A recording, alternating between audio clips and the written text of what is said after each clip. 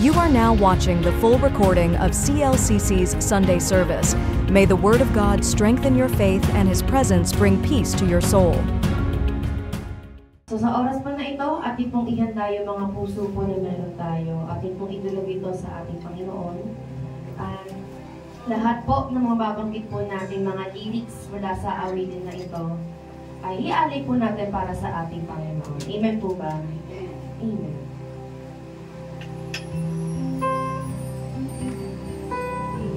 Sabi nga po dito, mula pa lamang sa title, ay pagsambang wagas sa kung saan hindi dapat natin nililimitahan yung sarili natin sa pagpupuri sa ating Panginoon. Kasi nga po, ang pag-awit para sa ating Lord ay isa pong simbolo na siya po'y iniibig natin. Hallelujah.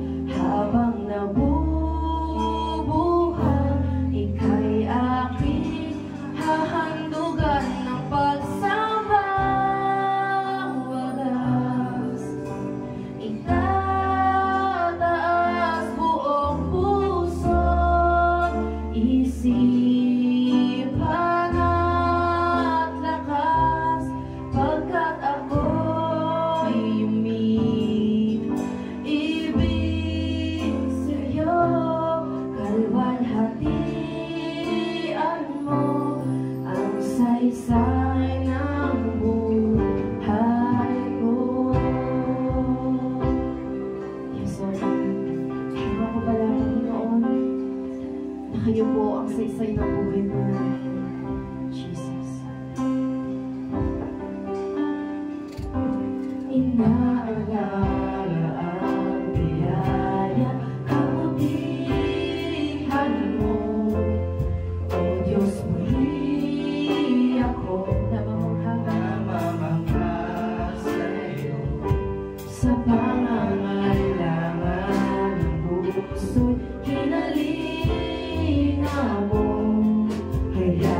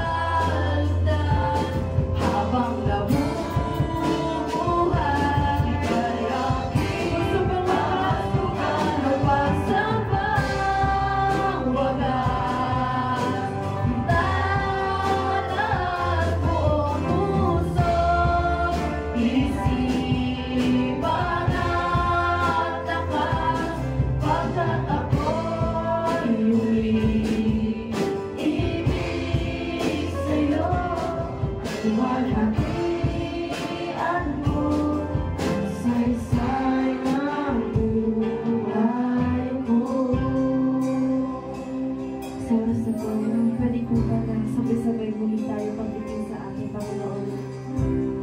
Hallelujah.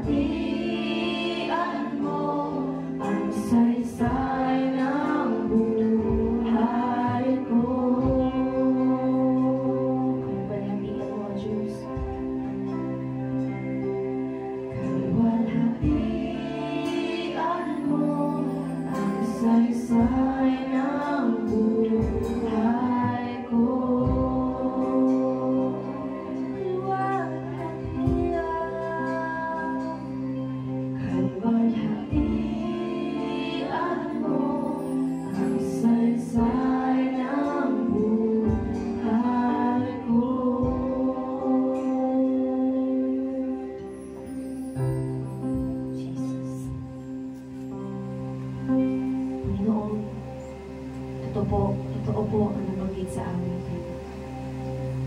Itataas po namin ang inyong pangalan.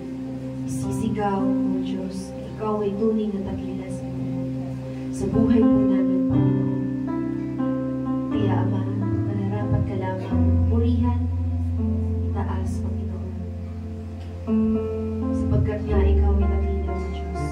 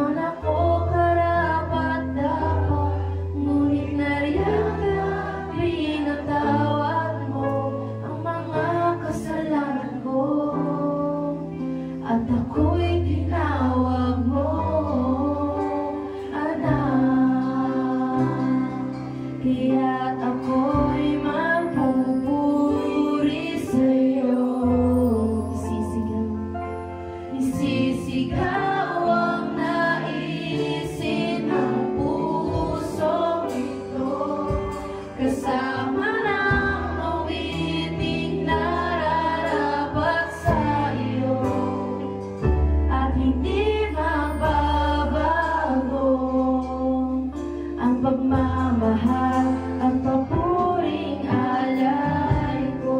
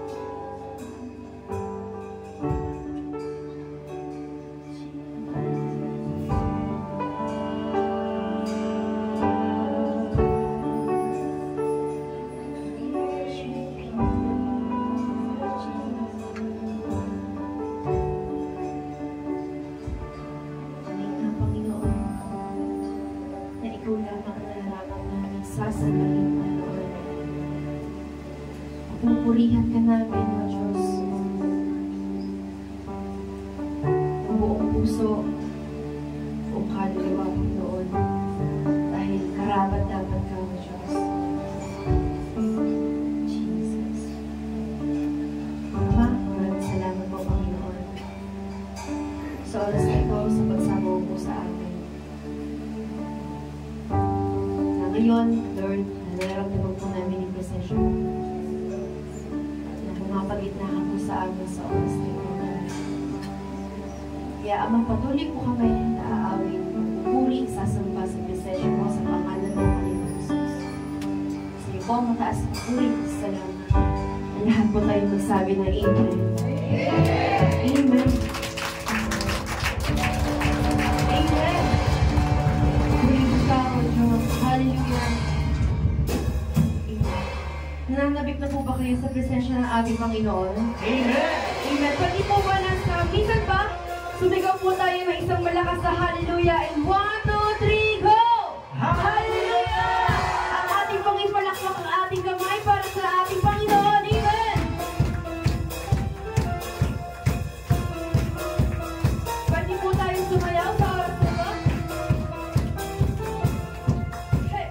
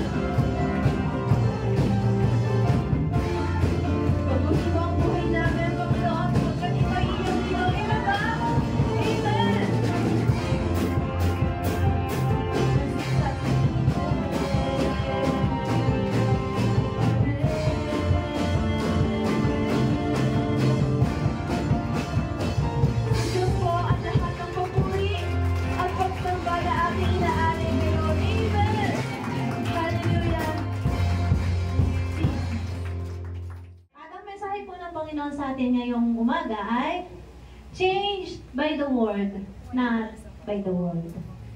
Amen po? Bilang mga Kristiyano po, ang tunay na pagbabago sa ating buhay ay hindi dapat base sa uso, sa kultura, o sa standards ng mundong ito.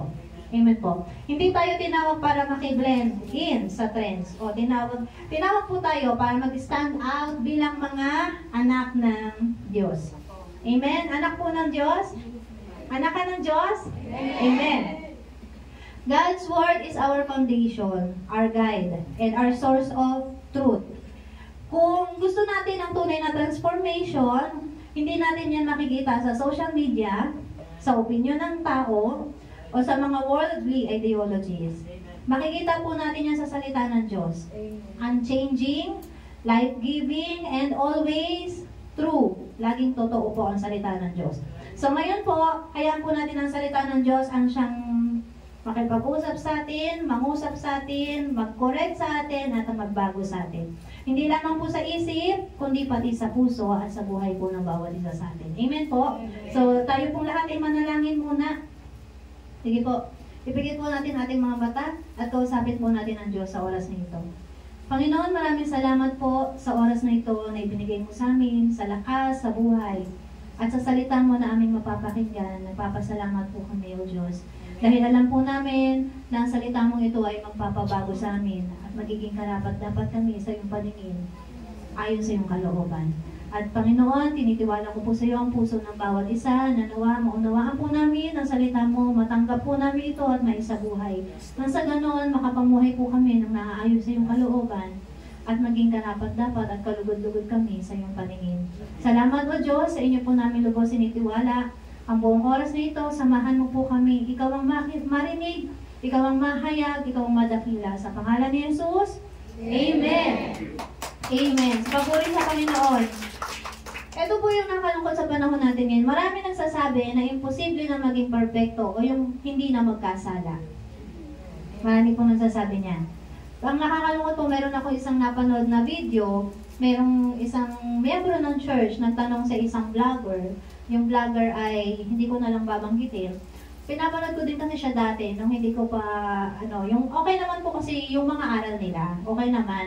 Iba yung doctrine po nila sa doctrine natin, yun lang yun. Pero okay naman yung pagdating sa mga explanation about sa Bible until meron ng mga ganitong klase ng topic at saka may mga ibang mga topic pa na mayroon ng questionable. Ito po yung tanong kasi.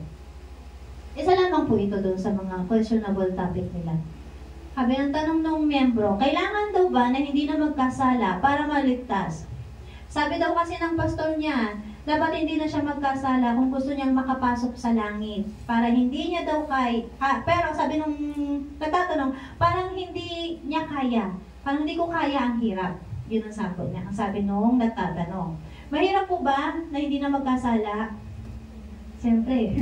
Tama po tayo, di ba? Ganun yung sagot natin eh. Pero alam niyo po yung, di ba yun yung tanong sa kanya, kailangan ba hindi na magkasala para maligtas? Anong pong sagot?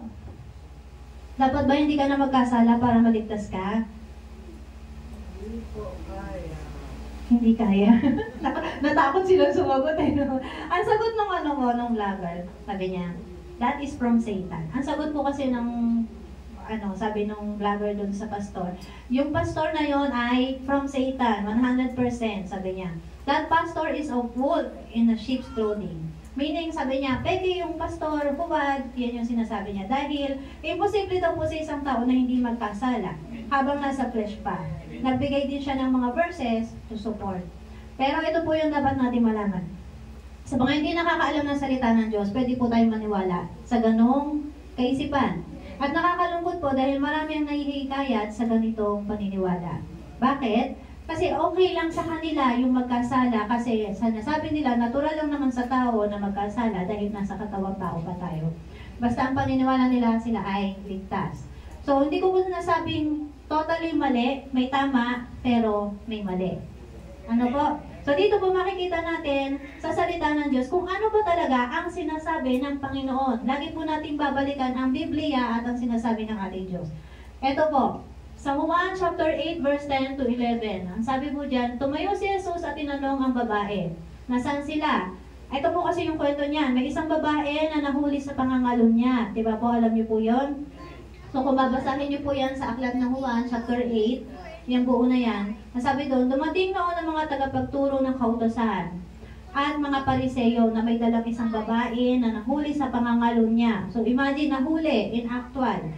Iniharap nila ito sa karamihan at sinabi kay Jesus, Guro, ang babaeng ito ay nahuli sa aktong pangangalo niya. Ayon sa kautusan ni Moises, hindi ko na po nilagay dyan yung buong kwento.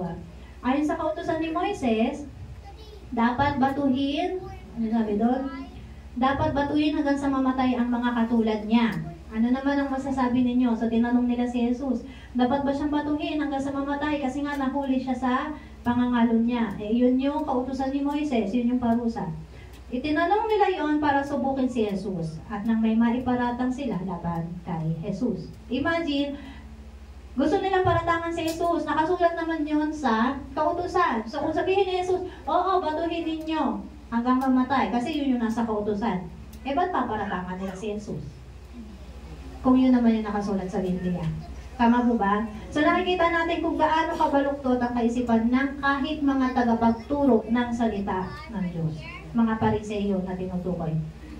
Pero, imbes na mahulog sa pain ng mga pariseyo, ang ginawa ni Jesus, sumukulak siya at sumulat sa lupa. Yun yung famous silence ni Jesus. Nagsulat lamang sa lupa gamit ang kanyang daliri. Patuloy sila sa pagtatanong, hindi nila tinigilan si Jesus, kaya tumayo si Jesus at niyang salita. Sabi niya, ang sino man sa inyo na walang kasalanan ang siyang maunang bumato sa kanya. So verse 8, muli siyang yumuko at sumulat sa lupa. Nang marinig nila yon, sila isa-isang umalis, simula sa pinakamatanda, iniwan nila ang babaeng nakatayo sa harap ni Jesus. Kaya ito po yung sa verse 10. Tumayo si Jesus, sinanong ang babae, nasan sila? Wala na bang humahatol sa iyo? Ang sagot ng babae, wala po, Ginoo. Sagot niya. So sinabi ni Jesus, hindi rin kita hahatulan. Umuwi ka na. At mula ngayon, ang sabi po, pakibasa po natin.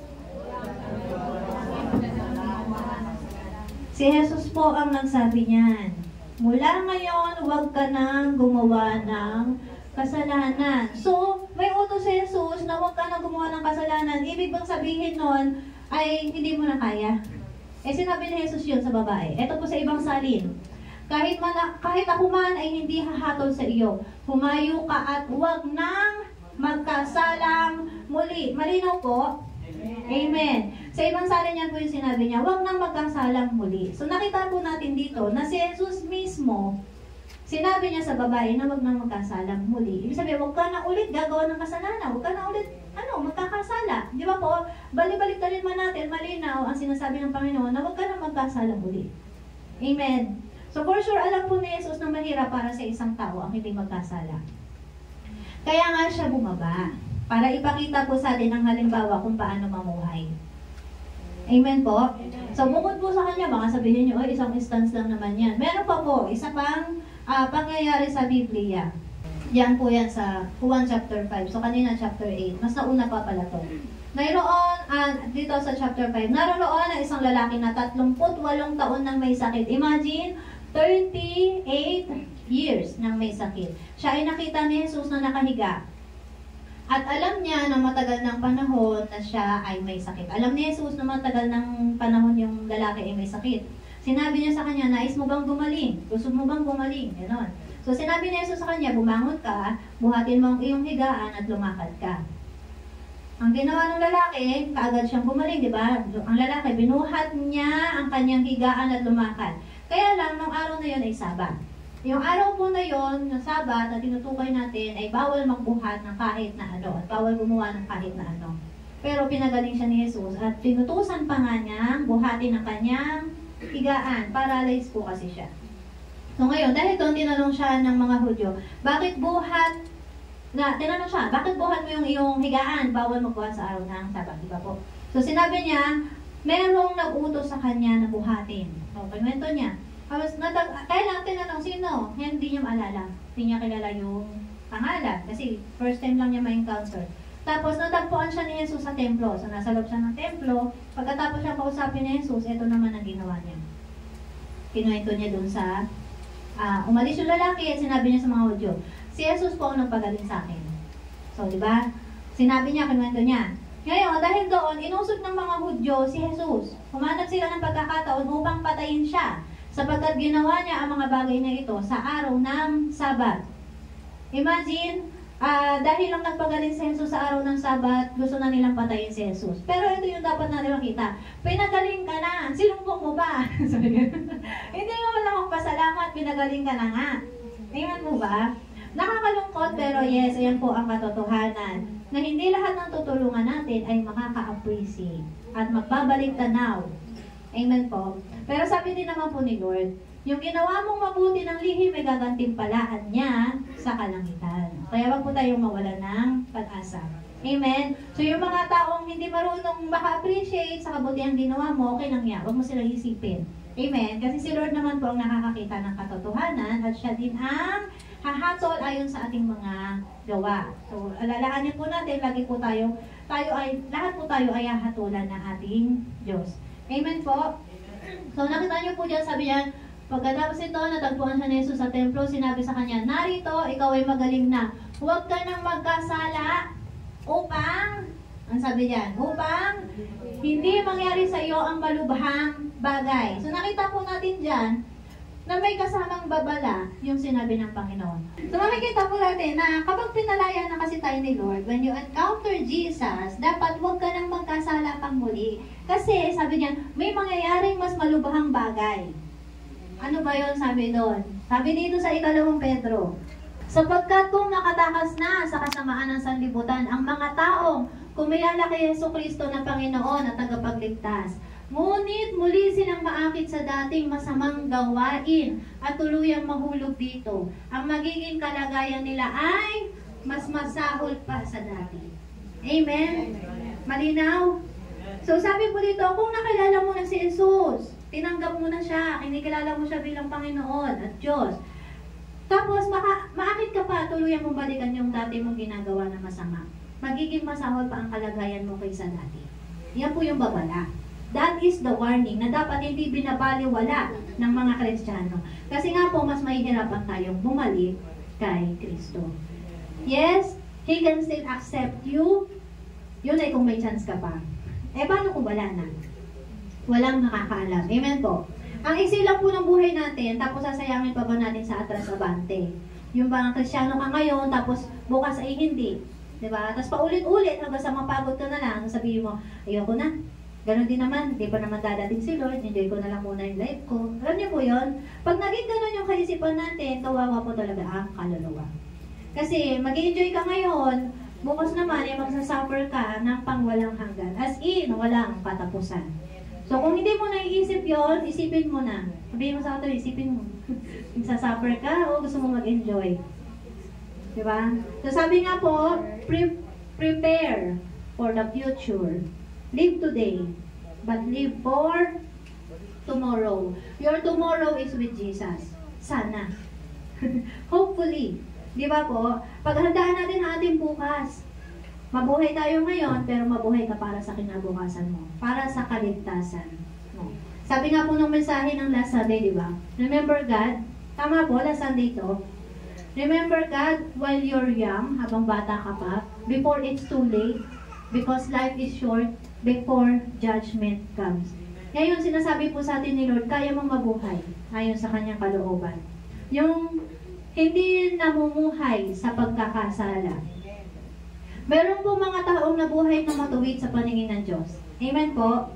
So, sino po yun? Umpisahan natin sa pinakaumpisa sa Genesis. Nandun si Enoch, nandun si Noah, nandun si Abraham.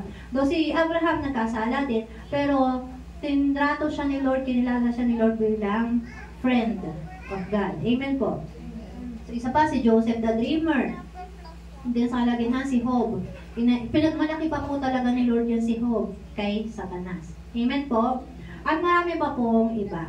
Kailangan lang po natin basahin ang kasulatan, yung salita ng Diyos, para matutunan po natin kung paano sila naging mabuti o matuwid sa paningin ng Diyos. Kung gusto rin po natin mamuhay at maging matuwid sa paningin ng Diyos. Amen po.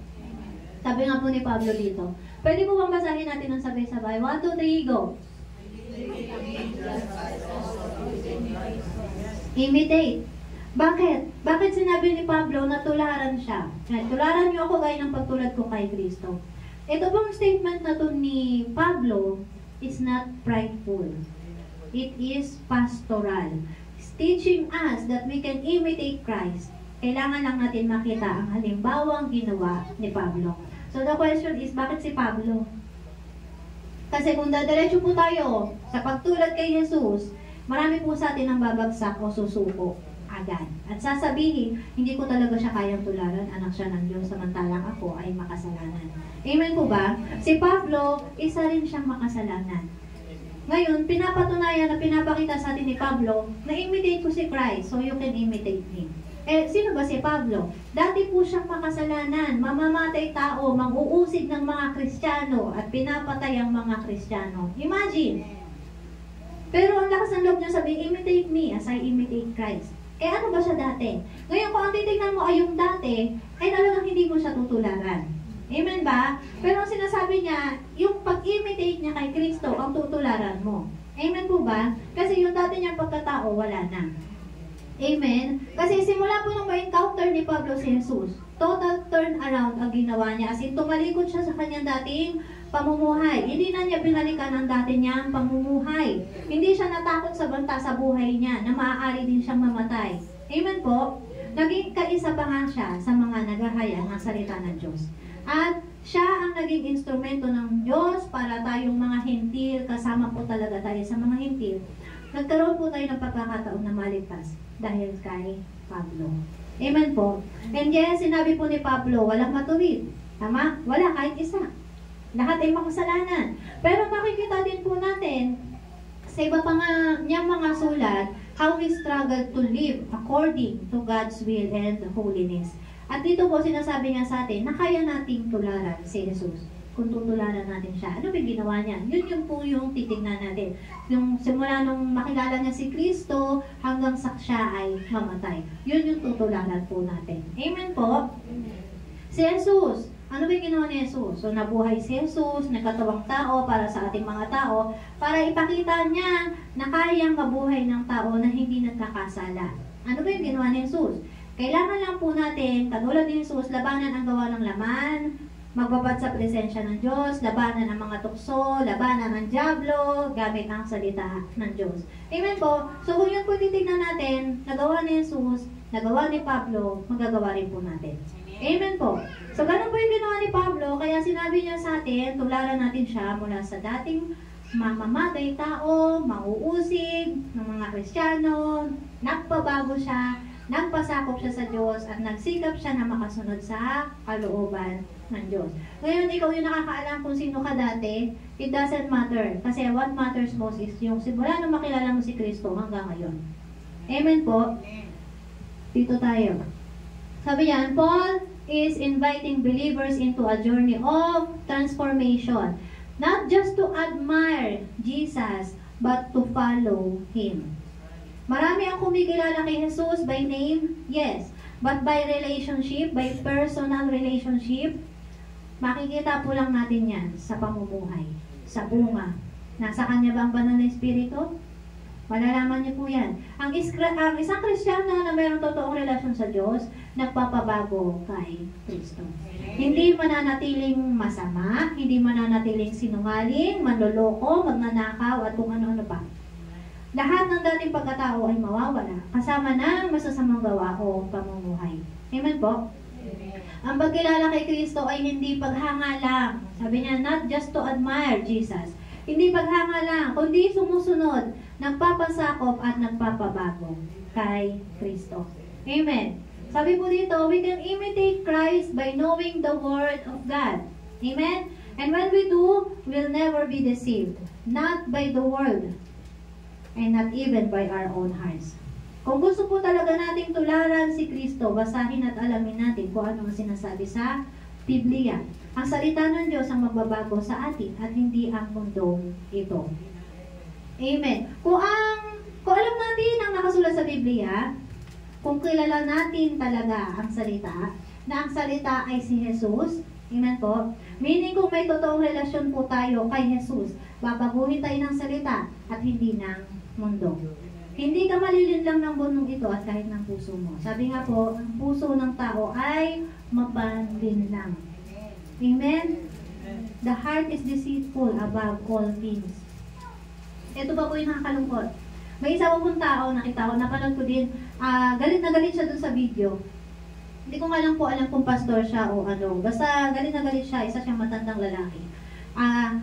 Sabi niya, nagagalit siya sa mga tao nagsasabi na dapat ay isa lang ang asawa. Sabi niya, hindi nila alam ang Biblia. Nasigaw siya doon sa video.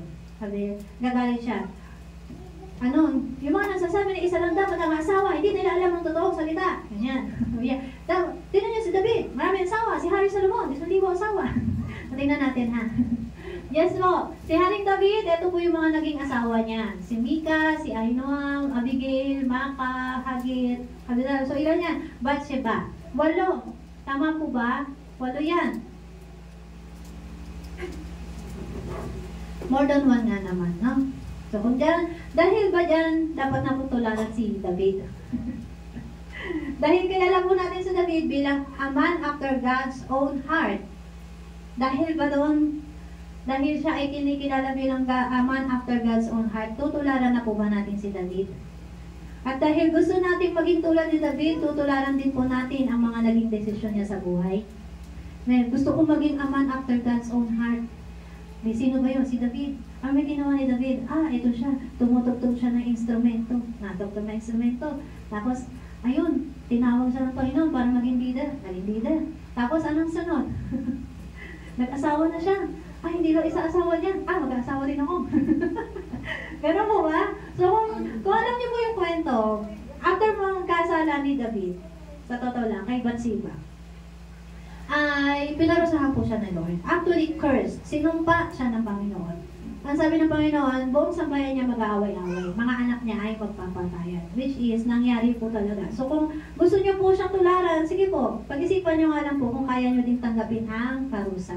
Amen? At kung magkakaroon din kayo ng tamang puso sa pagsisisi, katulad ni David. Kasi actually, si David, almost, denial siya, tinatago niya yung kanyang kasalanang nagawa. Feeling niya wala siyang nagawang mali. Kasi pinapatay na niya yung asawa ni Bathsheba. Diba? So dahil patay na yung asawa ni Bathsheba, hindi siya nakalo niya. So may karapatan siya kay Bathsheba. Which is, yun yung kasalanan na ginawa niya. Which is, yun yung kasalanan na naging dahilan kung bakit yung mga anak niya nagpatayan. So, ngayon po, puntahan natin yung anak din niya na si Solomon. Nakita po natin dito, si Bathsheba, mother of Solomon. Ayan po yun. So, si Haring Solomon ang pumalit sa kanya. At ang nangyari, si Haring Solomon ay pinakalooban ng Panginoon ng gift of wisdom. Tinanong siya ng Diyos ano yung gusto mo? Wala namang kasalanan si Solomon, di ba? Na siya ay naging bunga ng pagkakasala ng kanyang magulang. So, ang Panginoon, ang Diyos naman ay nalugod pa rin naman kay Solomon at tinanong, ano yung gusto mong regalo? At ang hiningi ni Solomon, gift of wisdom. At dahil doon, matalino si Solomon. Marami siyang nasolusyonan. Maraming mga bansa ang pumupunta sa kanya para humingi ng payo. Gusto nyo rin po ba yun? Humingan kayo ng payo, which is maganda naman po. Pero ito yung naging consequence naman po sa ginawa ni Solomon. Meron siyang 700 na asawa of royal birth at 300 concubine. Ibig sabihin mga naghihintay pang kabit. Kabit. So, total is 1,000 na kababaihan. 1,000 ang kanyang babae sa kanyang kaharian. So, sa video po, sinasabi ng lalaking galit na galit na wala silang alam sa Biblia. Sinasabi nila, isa lang dapat ang asawa. Ito nga, si David nga, ito nga, si Solomon nga. Binigyan pa ni Lord ng gift of wisdom yan. Diba? Para kung doon po tayo titingin, nga naman, may gift of wisdom si Solomon. So, bakit siya nag-asawa ng 1,000 kung hindi niya alam yung kanyang ginagawa? May gift of wisdom siya. Amen po ba? So, kung doon po yung ating titingnan, makikita po natin na mukhang tama si Solomon. Mukhang tama si David. Amen po ba? Kasi kay Solomon pa lang, 1,000 naging asawa, dinaig pa niya yung kanyang tatay 8 lang So, may gift of wisdom si Solomon, yung sabihin, tama yung kanyang ginagawa, alam niya yung ginagawa niya. Tingnan po natin sabi ni Jesus.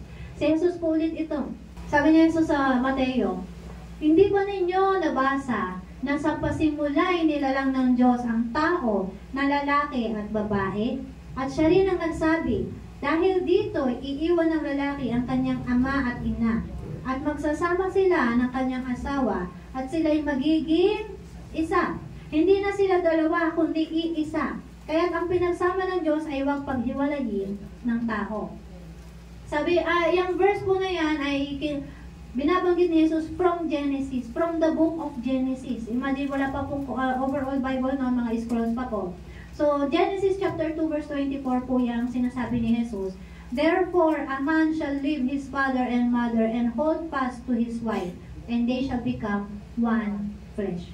Imagine, kung marami kang asawa, so paano po yun? Paano magiging isa? Yung dalawa. Diba? Hindi na kayo dalawa pag mag-asawa na kayo. Iisa na dapat, diba?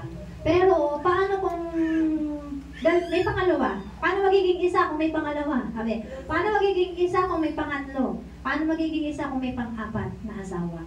Naunawaan po ba natin? Kaya sabi dyan, lalaki at babae, sila yung mag-asawa na. Hindi na sila dalawa, kundi iisa. Dalawa lang binanggit ni Jesus, di ba?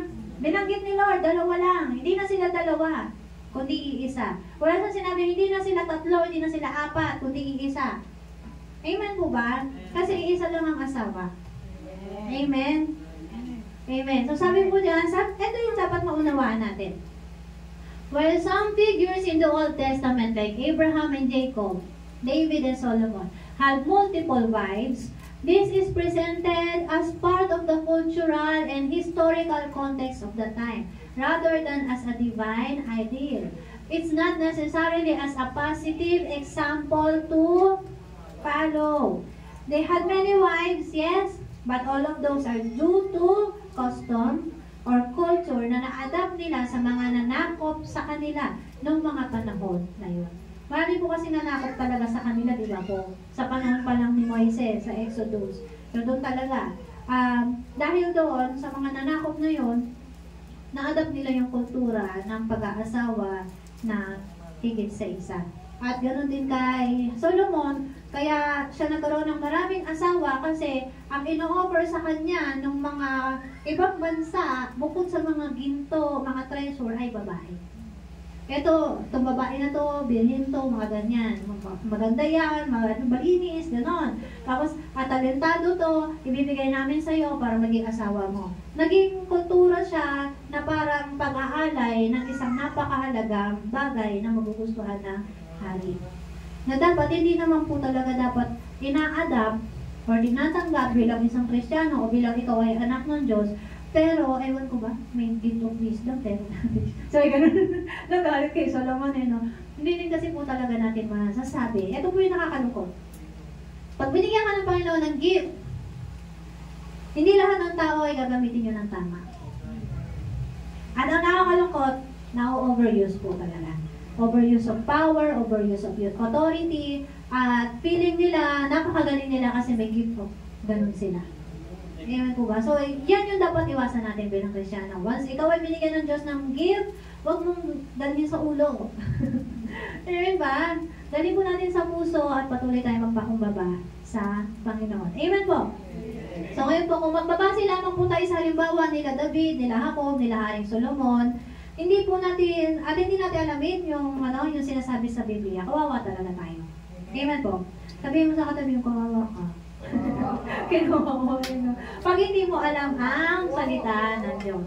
Amen po. So sabi dito, knowing the word guards you from deception. Isa po to sa favorite verse ko, Psalms chapter 119 verse 105. Your word is a lamp to my feet and a light to my path. Di ba po may kanta niyan? Your word is a lamp to my feet. Diba? Yun. So yung kanta mo yun, napakaganda. And yan po nanggaling yung verse na yun. Sabi po, God's word reveals what's real, even when the world tries to blur it. Sabi po, ang mundong ito ay walang gagawin kundi ang guluhin ang mga tao. Lokohin o linlangin ang mga tao sa kasinungalingan. Yung kasinungalingan na pinagmukhang katotohanan. Di ba po? Diyan magaling si Satanas. Yan ang taktika ng mga demonyo. Kaya nga po marami na sarado na yung kaisipan ngayon sa katotohanan. Kasi napalitan na ng kasinungalingan ni Satanas. So, halimbawa na lang po, alam ko naman, alam nyo to. Kailan po naging mabuti ang magpakasalang babae sa babae at lalaki sa lalaki? Ginawa pong mabuti ng mundo. At bawal ka pa nga kumontra. May post itong nakaraan. Ito, for sure, alam niyo yan. Isang maging. Diba? Doon sa post na yon, hanapin ko lang. Walang na yan. Nagka-issue. Ito yung parang title natin, LGBTQ versus PWD. Diba? So, nagsimula po kasi yung gulo nila dahil nagkomento yung representative ng PWD sa photo ni G, si G is yung gay, na representative ng LGBTQ. Ano nga ulit yung LGBTQ? Lesbian, gay, bisexual, transgender, queer. Hindi ko alam yung queer. Ano yun? Ang dami na, bakit babae lang po nilika, diba? Sabi kanina. Bakit may queer, transgender, etc. So ngayon po, nagsimula yung gulo kasi nag-comment siya. Ang comment lang naman ni PWD, anong her? Good luck bro, sabi niya. Good luck bro. Yun yung sabi niya. So, doon na po nag-start yung awayan nila. So, at ang issue ng mga supporter ni G ay disrespectful daw po si PWD dahil na-misgender. Imagine na-misgender. What is misgender? Yung babae ka, tatawagin kang lalaki. Tama po? Misgender, no? Ito po yung kwenta. Ito po ay base din sa isang concerned LGBTQ citizen. Ayan. Meaning gay din daw po siya. Nagtanong si PWD, anong her? So, nagtanong lang naman siya. Kasi hindi naman daw po, lahat ng tao ay alam na na-identify ni G na babae siya. Diba? So, bakit nagalit? Bakit nagalit si G? Bakit nagalit yung supporter ni G? Hindi naman talaga lahat alam na G na siya. Diba? Automatic ba na kapag mukhang babae, sabi, automatic ba na kapag mukhang babae, dapat ma'am na agad ang sabihin? Dapat her na agad? Dapat she na agad? Ganun ba? Automatic pag mukhang babae? So sabi ni PWD, good luck bro. Sabi nitong, nagtatanggol, wala namang masama doon. Tama po, wala namang masama yung good luck bro. Ang masama ay yung sabihan niyang bad luck. Diba? O di kaya i-curse yung isang tao at mag-ill-wish na doon sa G. Tama naman po, diba? Good luck bro. Lagi natin nasabihan, good luck. Pagka meron tayong gustong wish ng good luck. Amen po. So kapag ang isang bata pa, sabi ng gay na to, kapag ang isang bata ba na wala pang kamuhang-muhang sa mundo, tapos nagtanong ng anong her, di ba lalaki siya? Tama? So dahil ba doon po aawayin natin yung bata, ibabash po ba natin yung bata, at ika-cancel na agad natin yung bata? Walang muhang yung bata. Naunawaan po natin. Truth be told, bakit di na-justify ng mga tao ang mali? Bawal na rin palang i-identify na lalaki ang isang lalaki dahil lang nagbihis at make-up siya na pang babae. Bawal na, misgender pa more. Di ba? So, alam niyo po ba ang danger nito na ginagawa ng mundo natin? Kapag may agreement, ang salarin ay nagbihis babae o lalaki. Di ba? Pero ang totoo, kabaliktaran ng kanyang gender. Tapos tanong yung witness, ano itsura ng suspect? So, i-describe. Nasabihin ng witness, babae po siya. O di kaya, kahit ang totoo, bati o lalaki. Di kaya sabihin ng witness, lalaki po yung nakita ko. Kahit ang totoo, babae yun at tomboy yun. So, ano po na makikita natin magiging resulta ng kaso? Bagsak. Mawawalan po ng justice yung biktima. Kasi matatakasan lang siya ng totoong salarin. Kasi misgender talaga. Yun ang totoong misgender. So, kaya nga po meron tayong mga proper pronoun, di ba? Para sa pagtukoy ng pagkakakilanlan o pag-refer sa ibang tao. He, she, her, him. Amen po? Para malaman natin, babae yung tinutukoy niya, lalaki yung tinutukoy niya. Ang hirap naman po kung sabihin natin, L, lesbian. G yun, G, gay. Di ba dapat L, lalaki, G, girl. Huwag na natin pahirapan yung ating mga sarili. Dalawa lang nilirahan ni Lord eh. Lalaki at babae. Sabi po, ang mali ay mali, wag na nating ipilit na tama. Pakisabi po yun sa katabi niyo. Para matandaan. Huwag ipagpilitan ng mali. Sinabi naman po sa Biblia, nilikha ng Diyos ang lalaki at ang babae. Wala doon ang bading, wala doon ang tomboy, at kung ano-ano pa. Dami na invento, may transgender pa, may queer pa. So kung ano man po yun, ay alam naman po natin na nakasulat talaga sa Biblia na ang mundo ay magiging mas masama pa kaysa sa dati. Pero ito po yung dapat natin makita. From the Old Testament to the New Testament, iisa po ang sinasabi ng Diyos. Sabi mo sa Leviticus, ano po yung queer? Silais. May ganun pa sila. Okay. Pwede sa babae, pwede sa Opo, ganun. May sexual, may bisexual na nga, pwede rin yun sa babae at sa lalaki. Okay po, ito siya. Sabi, do not have sexual relations with a man as one does with a woman. That is detestable. Sa Old Testament po yun. Sa unang Korinto chapter 6 verse 9 hanggang 10, sabi din, do you not know that wrongdoers will not inherit the kingdom of God? Neither the sexually immoral, nor idolaters, nor adulterers, nor men who have sex with men will inherit the kingdom of God. Malinaw po? Sa Tagalog, hindi makakapasok sa kaharian ng Diyos. Makatakot, amen po. Imagine mo naman, pagka dumating na yung takdang panahon, hindi ka makapasok sa kaharian ng Diyos. Eh, di matakot ka talaga. Kaya saan ka ba mapupunta? Sa impyerno. Wala pong tao dito. Wala pong dito, wilderness na, pagdating ng panahon. Lahat po, dalawa lang, langit o impyerno. So, babae sa babae kasi, di ba po, ito yung nakakatakot kasi. Pag babae sa babae, di ba, hindi natin mahalata agad. Hindi halata in public, tama? Kasi nasabihin lang nila, best friend lang sila, magkaibigan tunay, super close, etc. Diba? Pero pag lalaki sa lalaki, halata agad. Kasi may pumipilante. Meron naman kasi talagang malambot gumalaw. Pero pag may kasama ng lalaki at nag-holding hands na, alam niyo po nakita, ilang beses nagmamall, punta kami ng mall, SM, makikita ko, dalawa, lalaki sa lalaki, talaga nakahilip ang gano'n, nakayapo sa braso, gano'n. Alam ko din, pa kami pag-asawa, no? Kami mag-asawa, hindi kami magawa mag-holding hands, kasi may mga anak kami. Yung anak namin naka-holding hands namin. Pero sila, talagang hiyapusan ng ganyan, no? Na habang naglalakad, di ko nahihirapan, ang sakit sa liit, no? Naglalakad na. Pero nakakalungkot po. Diba? Nakakatawang tignan pero nakakalungkot na ganito na ang nangyayari talaga sa mundo. As in, hayagan na. At bawal mo sabihin, hoy! Diba?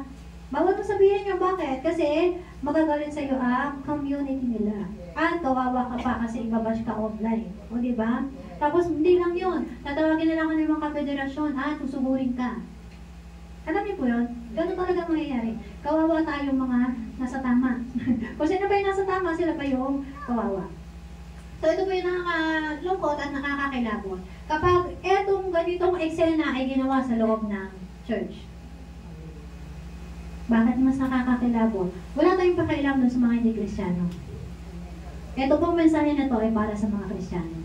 Pero kung Kristiyano ka na, pumapatol ka pa sa kapwa mo babae, babae ka. Pumapatol ka pa sa kapwa mo lalaki, lalaki ka. Kilabutan ka.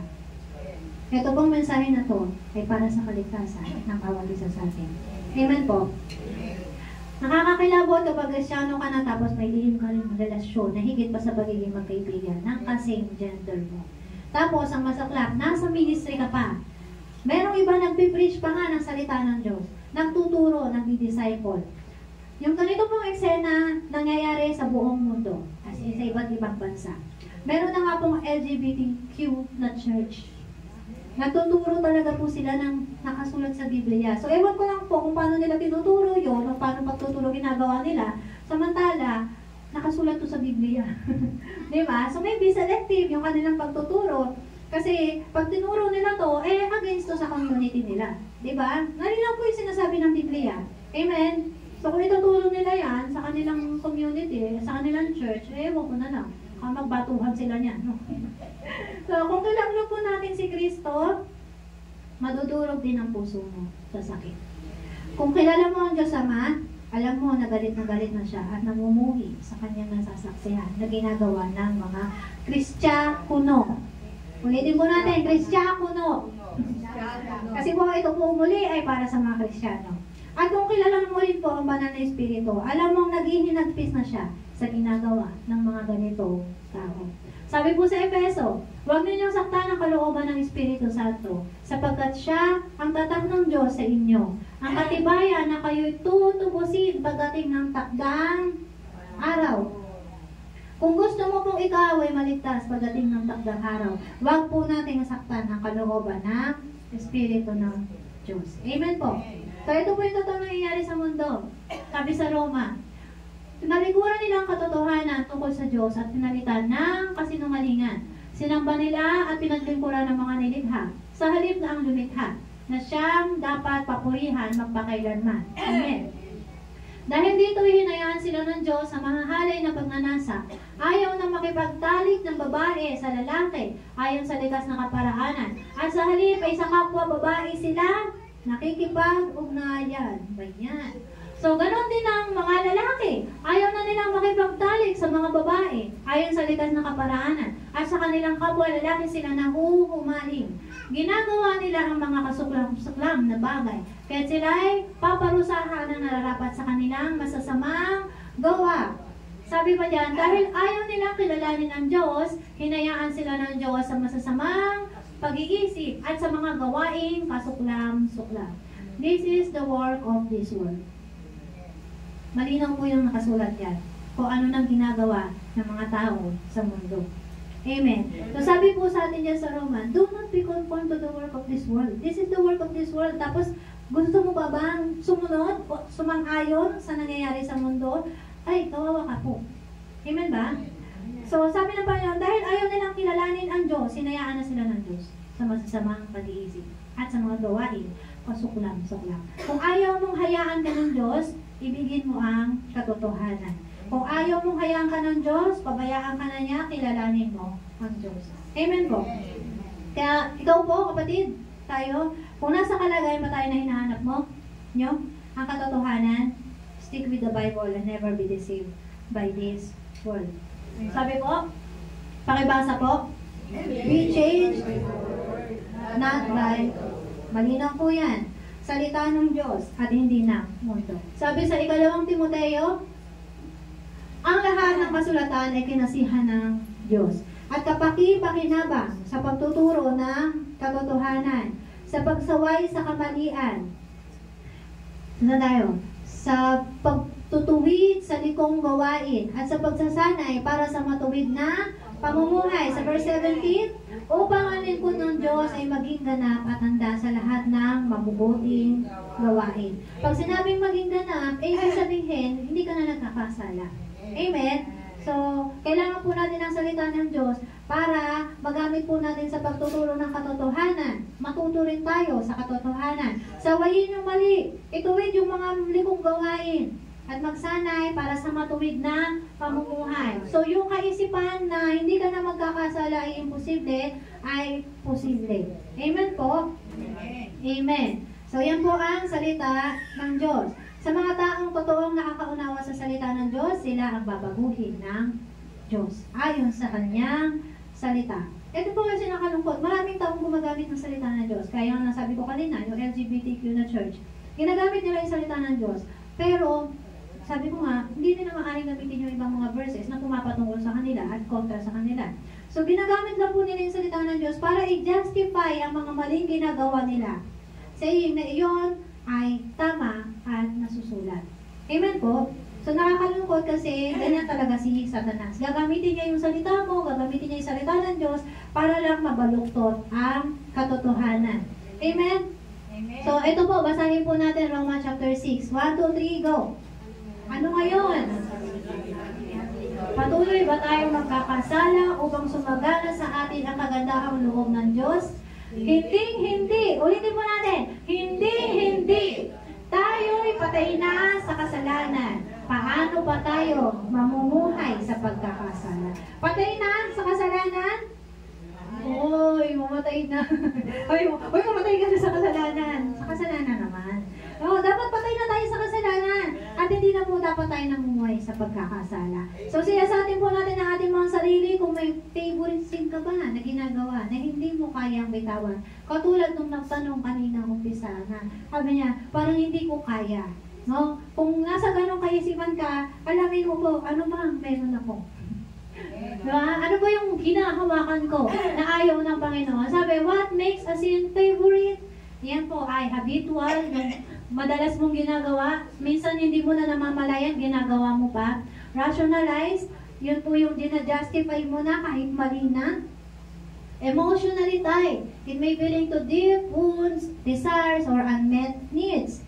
Then, resistant to change, ayaw mo talagang magbago kahit may conviction na. Nahihirapan kang sumuko. Amen po? So, mga ilang example, yung pride masked as confidence, lust framed as love, greed justified by ambition. So, nakakalungkot man po, pero napapalitan, natatakpan ang katotohanan. Amen? Huwag po natin hayaan na magkaroon tayo ng favorite sin. Dapat po itakwil na natin ang mga masasamang gawa o kaisipan. Iwasan at talikuran ang mga kasalanan, hindi mahalin o yakapin. Amen? Malinaw po, huwag nating yakapin o mahalin ang kasalanan.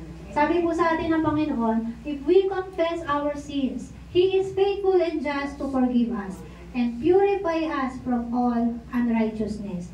Lilinisin niya tayo mula sa karumihang dulot ng ating mga kasalanan. Ang kailangan lamang po, buong puso at may pagpapakumbaba tayong lumapit sa Diyos at humingi ng tawad sa ating mga nagagawa kasalanan. Amen po?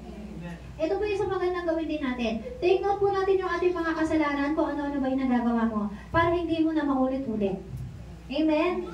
Kapag ang isang kasalanan na iningi mo na ng tawad sa Panginoon ay nagawa mo ulit at napansin mo sa sarili mo na ito na naman, same sin na naman, ang hiningi mo na tawad, so sabihin mo, ay, ibig sabihin yan, ano, may nagagawa kang, meron kang hindi nagagawa bilang isang Kristiyano. So, sabi ko dito, sinasabi ko sa inyo, mamuhay kayo ayon sa Espiritu at hindi ninyo pagbibigyan. At hindi ninyo pagbibigyan ang mga pagnanasan, tama ba yung basa ko? Ng laman. Nasisilaw po ako dito eh.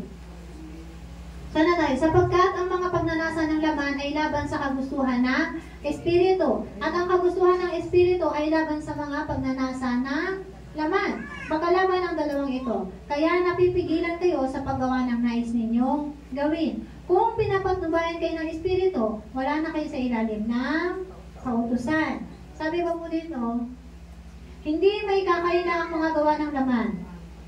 Pakikiapid, kahalayan at kalaswaan. Pagsamba sa Diyos-Diyosan, pangkukulang, pagkapuot, pag-aaway-away, pagsiselos, pagkakagalit, at kasakiman, pagkakampi-kampi at pagkakabaha-bahagi, pagkainggit o pagpatay, paglalasing, walang habas na pagsasaya, at iba pang katulad nito. Muli ko kayong binabalaan. Ang gumagawa ng mga ito ay hindi magkakaroon ng bahagi sa kaharian ng Diyos. Another one. Hindi ka na naman magkakaroon ng bahagi sa kaharian ng Diyos kapag ginagawa mo po ang mga gawa ng laman na ito. So, tanong, lagi ka bang naiinggit? Lagi ka bang nagsaselos? Lagi ka bang nagagalit? Sakim ka ba? At hindi matanggal ang pagiging sakim? So, ang babala po, gumagawa ng mga ito ay hindi magkakaroon ng bahagi sa kaharian ng Diyos. Kaya kung gusto po natin magkaroon ng bahagi sa kaharian ng Diyos, ang sabi po sa kaninang verse, mamuhay tayo ayon sa Espiritu. At huwag natin pagbigyan ang mga pagnanasa ng laman.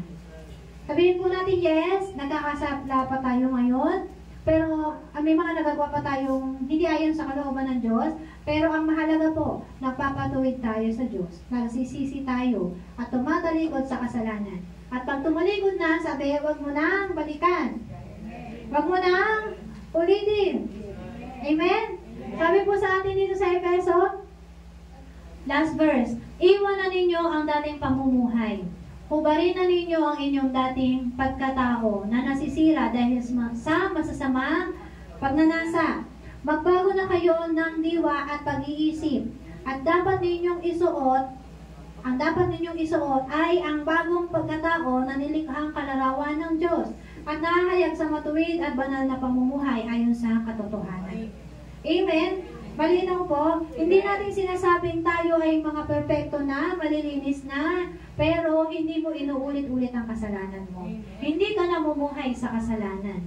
Amen po ba? At kapag nakagawa ng kasalanan, humihingi ng tawad, nagpapalinis sa Panginoon. Yun po ang gusto ng Panginoon sa atin. Hanggang sa tayo ay maging ganap. Pag yung sinasabi pong ganap, hindi ka na nagkakasala. Amen po ba? Kasi, alam niyo po sa baka isipin niyo, ano na ba yung kasalanan ko? Wala na akong kasalanan. Number 1 na kasalanan, pride. Amen po ba? Kayabangan. Amen. So, lagi po natin sila sa atin ng ating puso at huwag hayaan na tayo ay manatili sa ganong kalalagayan. Kasi ayun po yung nakalong sa panahon natin ngayon, yes, marami nagsasabi, ito yung salita ng Diyos, dapat tayo maging ganap, maging banal, hindi na magkasala. Wala na akong kasalanan. Taas mo pa, no? Hindi ako nagkakasala. Pero, number 1 na kasalanan yun, pride. Yes, maaaring hindi ka na nagkakasala, pero maging tulad tayo ni Pablo, maging tulad tayo ni Pedro. May pagpapakumbaba na dahil ng salita ng Diyos. But yes, nakita rin naman natin kung paano mangaral si Pablo. Nagagalit siya, nagsasalita siya ng mga salitang ang hangal ninyo. Diba? Which is, wala namang problema kasi tama naman siya. Bakit ba nagiging hangal ang isang tao? Kasi hindi nila alam ang katotohanan. Kaya yun na ang sinasabi ni Pablo. Pero hindi ibig sabihin na siya ay mayabang.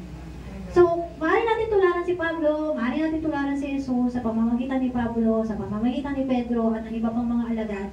Kailangan naman po natin malaman din talaga kung ano yung nakasulat sa Biblia. Huwag tayong, magpapanin lang. Huwag tayong magpapanin lang sa mundong ito. Kaya nga po sabi sa atin ng Panginoon, be changed by the word, not by the world. Kasi yung mundong ito, laging sasabihin sa'yo, ay, hindi totoo yung pastor nyo, huwag yung pastor nyo, peke yung pastor nyo. Sabihin ba naman na huwag na kayo magkasala? Sino bang tao hindi nagkakasala? Di ba po? Pero kaya mo salita ng Diyos, hindi ka malilingkang. Amen po? Amen. So sa oras po na to, tayong lahat po ay manalangin. Nawaan po natin na tanggapin ang salita ng Panginoon, isa puso at isa buhay. Nasa ganun tayo po ay tuluyang mabago ng salita ng Diyos.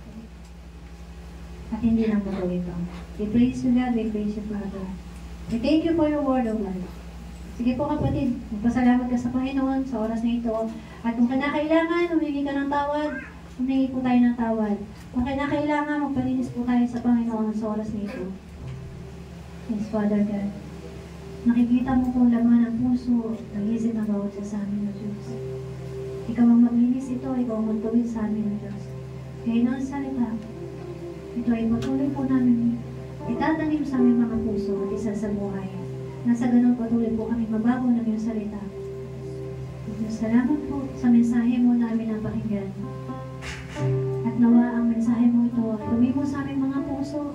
Matandaan po ng bawat isa sa amin hanggang sa uling sandali ng aming buhay. Dahil ang salita mo lamang aming mapanghawakan na tunay at patuloy. Salamat, Panginoon.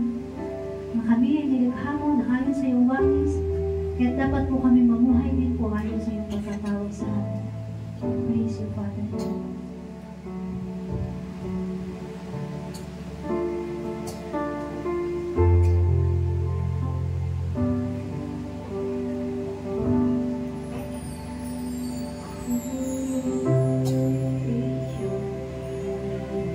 Sige mga kapatid, matuloy ka manalangin sa Panginoon. Pagsabit mo siya sa oras na ito.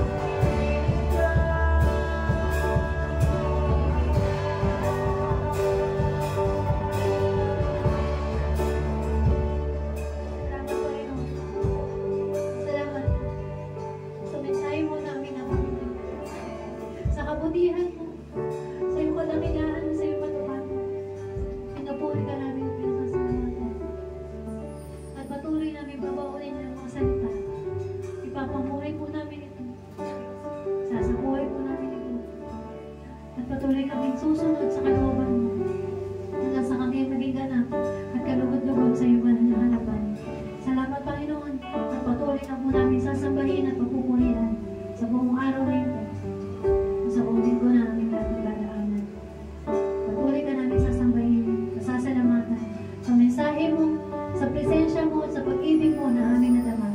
We praise you, Father God. We thank you, Jesus. We thank you, Holy Spirit.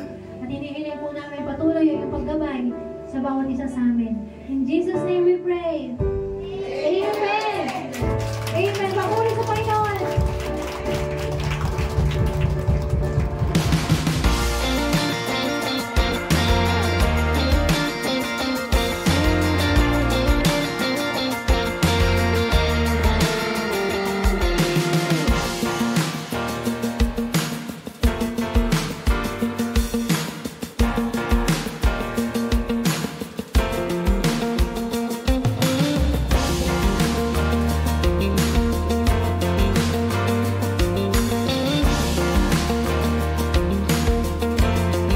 Let's take a few moments to stay connected with what God is doing in and through our church family. Please tune in to these important announcements, opportunities to grow, serve, and fellowship together. Join us for morning devotion every Monday to Saturday from 5 a.m. to 7 a.m. live on our CLCC Facebook group. Come early, come expectant, and begin your day with the Word, worship, and a fresh encounter with the Lord. Let's grow together in faith, one morning at a time. We also invite you to a special time of seeking God together. Join us every Friday night from 7 p.m. to 8:30 p.m. for our prayer and Thanksgiving gathering. It's a sacred space to pour out our hearts, lift up our needs, and give thanks for all He has done. Come expectant. Breakthrough happens when we pray. And for our young champions, don't forget Amazing Kids, happening every Saturday from 9 a.m. to 11 a.m. right here at CLCC. It's a fun, faith-filled time designed especially for children ages 6 to 12, with Bible stories, songs, games, and lessons that build strong foundations in Christ. Your kids will love it. We'd love to see you again next Sunday. Join us for our Sunday services here at CLCC. We have 2 worship services every week. First service starts at 8 a.m. and second service at 10 a.m. Come early, come expectant, and bring someone with you. There's always a seat for you in God's house.